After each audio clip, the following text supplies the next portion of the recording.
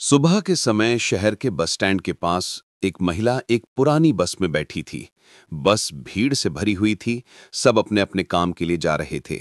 उस महिला ने सादा सूती सलवार कमीज पहनी थी, बाल हल्के से बंधे हुए थे और आंखों में एक गहरी शांति थी।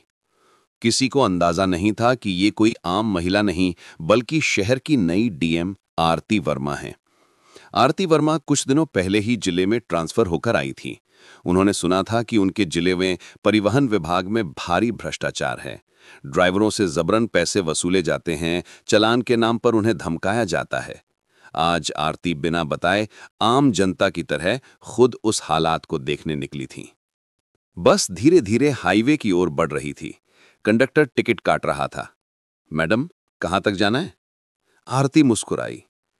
थोड़ा आगे चौराहा तक।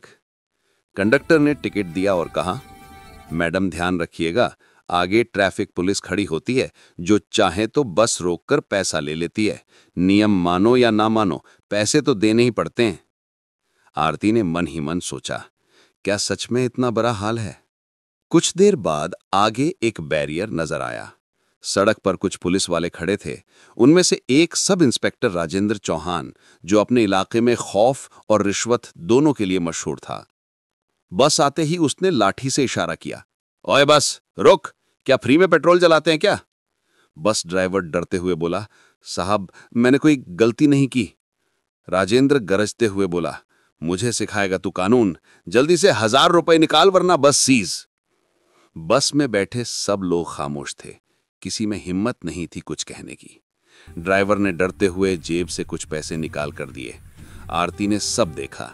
उसकी आंखों में गुस्सा था, लेकिन चेहरा बिल्कुल शांत। राजेंद्र ने हंसते हुए कहा, चलो आप भागो यहां से। बस आगे बढ़ी। आरती ने ड्राइवर से पूछा, ये रोज होता है क्या? ड्राइवर ने आह भरी, मैडम रोज नहीं, दिन में 3 बार तक भी हो जाता है। कभी सिपाही रोकता है, कभी इंस्पेक्टर। अगर पैसा ना दो तो कहते हैं बस जब्त कर देंगे, केस डाल देंगे। आरती के मन में अब कोई शक नहीं रहा। वो जान चुकी थी कि जिले के सिस्टम में षड्यंत्र गहरी है, पर आज वो खुद इसका पर्दाफाश करेंगी। बस से उतरने के बाद आरती वर्मा धीरे धीरे पास के थाने की ओर बढ़ीं। थाना वही था जहां उस सब इंस्पेक्टर राजेंद्र चौहान की पोस्टिंग थी। थाने के बाहर कुछ ड्राइवर अपनी गाड़ियां खड़ी किए खड़े थे। सबके चेहरे पर डर और थकान थी। कोई कह रहा था, भाई आज फिर 200 दे के आया हूं। दूसरा बोला, साहब नहीं मानेगा, बोले 500 दो वरना गाड़ी रोक दूंगा। आरती ने एक पल के लिए आसमान की ओर देखा और मन में कहा, अब वक्त आ गया है इस अन्याय को खत्म करने का। वो सीधे थाने के अंदर गईं।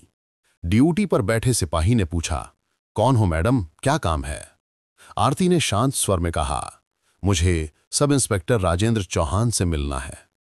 सिपाही ने हंसकर कहा, साहब से मिलना इतना आसान नहीं है, पहले बताओ क्या शिकायत है? आरती बोली, एक आम नागरिक की। सिपाही ने अंदर जाकर आवाज लगाई, साहब कोई औरत आई है, आपसे मिलना चाहती है। राजेंद्र चौहान बाहर आया, हाथ में चाय का कप और मुंह में पान। वो ऊपर से नीचे तक आरती को देखकर बोला, क्यों बहन जी, क्या परेशानी है? कौन सा चालान काट दिया तुम्हारा? आरती ने जवाब दिया, किसी का चालान नहीं, लेकिन मुझे यह समझना है कि आप रोज गरीब ड्राइवरों से पैसे क्यों लेते हैं? राजेंद्र का चेहरा सख्त हो गया। तू कौन होती है मुझसे यह सवाल पूछने वाली? चल जा यहां से, वरना तुझे भी अंदर बंद कर दूंगा। कानून सिखाने आई है क्या? आरती ने धीमी मुस्कान दी और बोली, आपको पता है, बिना वजह किसी को धमकाना या पैसे मांगना कानूनन अपराध है। राजेंद्र भड़क उठा, देखो बहन जी, ज्यादा दिमाग मत लगाओ, ये थाना मेरा है, यहां वही होगा जो मैं कहूंगा, समझी? आरती ने कहा, अच्छा तो ये थाना आपका है, सरकार का नहीं? राजेंद्र ने ठहाका लगाया, सरकार का? सरकार तो फाइलों में है, असली सरकार तो मैं हूं। यहां हर गाड़ी, हर बस, हर ऑटो मेरे बिना नहीं चलती। अगर तूने ज्यादा जुबान चलाई तो तेरी भी चालान बन जाएगी, समझी? थाने में बैठे सिपाही हंसने लगे।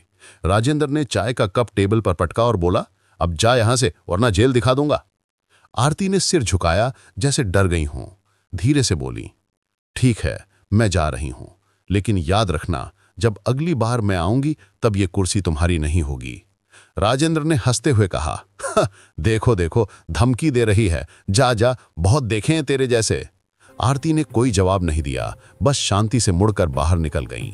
लेकिन जैसे ही वो बाहर निकली, मोबाइल निकाला और अपने पीए को फोन किया। तुरंत जिले के एसपी और मीडिया सेल को सूचित करो। आज शाम को इस थाने में निरीक्षण होगा, और हाँ, किसी को बताना मत कि मैं खुद वहां रह चुकी हूं। फोन रखते ही उनकी आंखों में सन्नाटा और आग दोनों थे। वो जान चुकी थीं अब राजेंद्र चौहान की गिनती के दिन बचे हैं। शाम के करीब 6 बजे का समय था। थाने में माहौल हमेशा की तरह सुस्त था। कुछ सिपाही हंसी मजाक कर रहे थे तो कुछ अपने अपने मोबाइल में व्यस्त थे। राजेंद्र चौहान अपनी कुर्सी पर पैर फैलाकर बैठा था। सिगरेट पीते हुए बोला, आज भी अच्छा कलेक्शन हुआ है। 3 बस, 2 ऑटो, सबसे बढ़िया कमाई।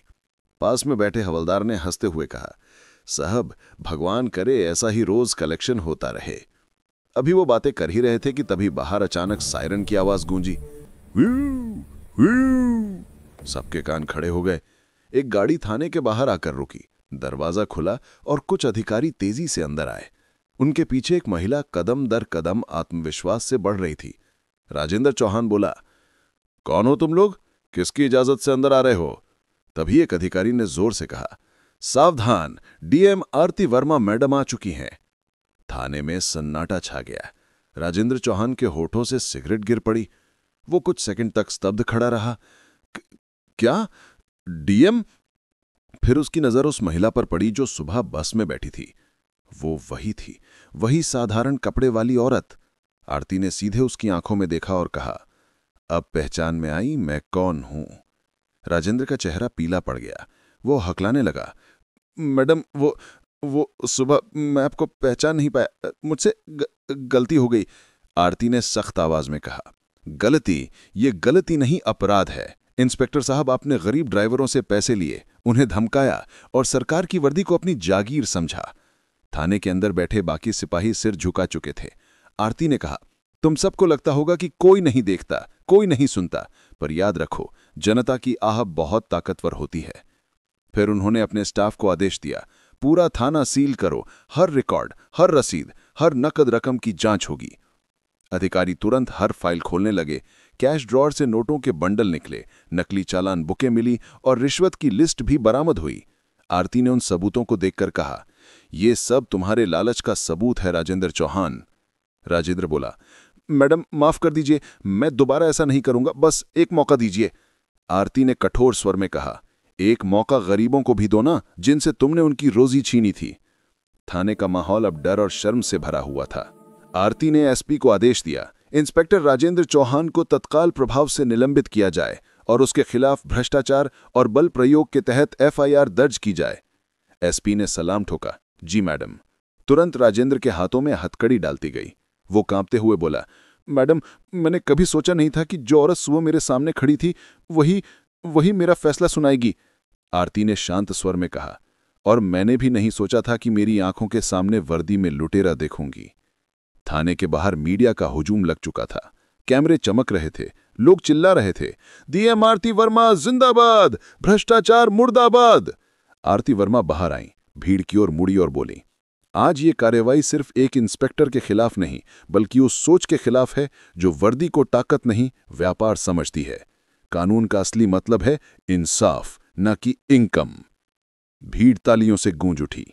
अगले दिन सुबह पूरा शहर सिर्फ एक ही खबर से गूंज रहा था, भ्रष्ट इंस्पेक्टर राजेंद्र चौहान गिरफ्तार, डीएम आरती वर्मा का साहसी कदम।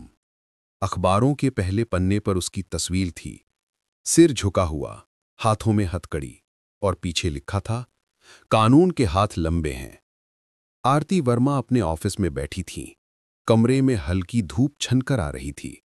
उनकी टेबल पर एक फाइल रखी थी, थाना निरीक्षण रिपोर्ट। उन्होंने वो फाइल बंद की और खिड़की से बाहर देखा। बाहर सड़क पर वही बस गुजर रही थी जिसमें कल वो बैठी थीं। ड्राइवर आज मुस्कुरा रहा था।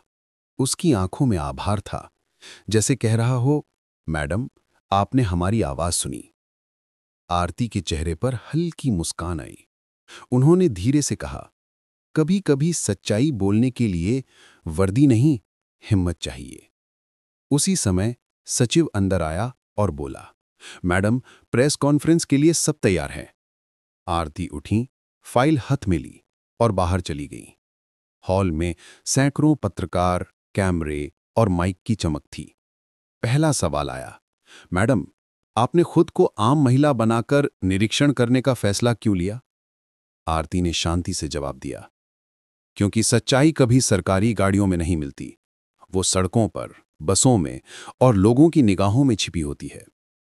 दूसरा सवाल, क्या आपको डर नहीं लगा कि कोई पहचान लेगा या कुछ हो जाएगा?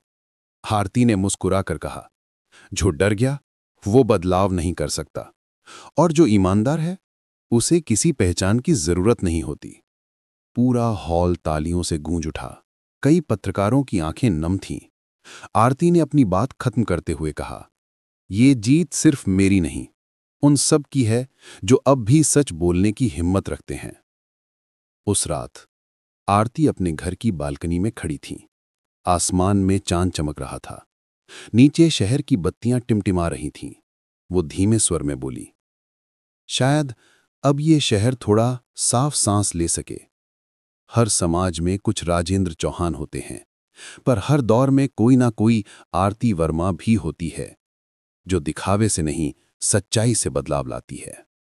कभी कभी इंसाफ चुपचाप नहीं आता, वो आवाज बनकर गूंज उठता है।